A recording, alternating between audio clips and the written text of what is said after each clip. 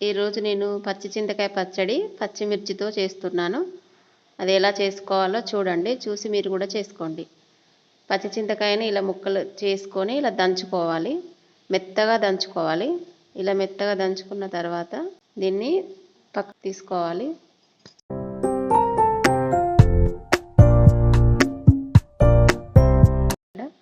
తర్వాత వెల్లిగడ్డ, జీలకర్ర వేసి దంచుకోవాలి మెత్తగా.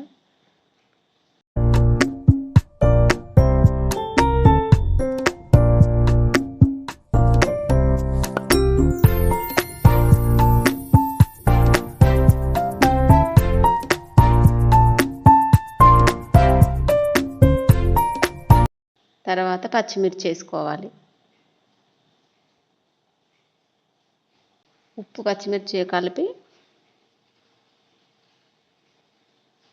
దంచాలి.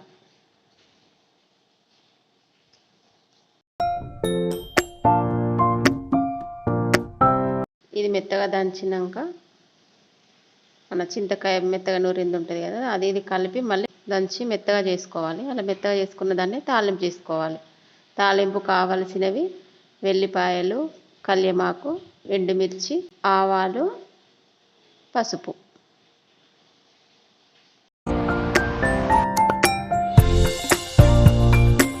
ఇప్పుడు ఒక చిన్న బౌల్ పెట్టుకొని దాంట్లో 2 పావుల నూనె పోసుకోవాలి. నూనె వేడయ్యాక ఆవాలు వేసుకోవాలి. ఆవాలు చిటపటలాడుతున్నప్పుడు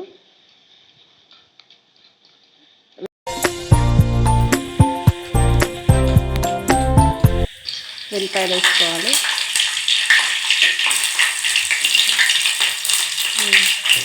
వెల్లిపాయలు వేగినాక ఎండుమిర్చి వేసుకొని కల్యమాకు వేసుకొని అది కొంచెం వేగాక కొంచెం పసుపు వేసుకోవాలి.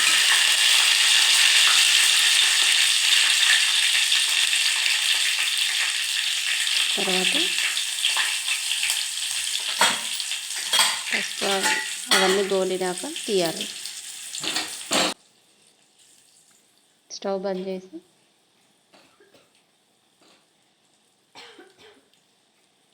కొంచెం చల్లారాక పచ్చడిలో తాలింపు వేసుకోవాలి.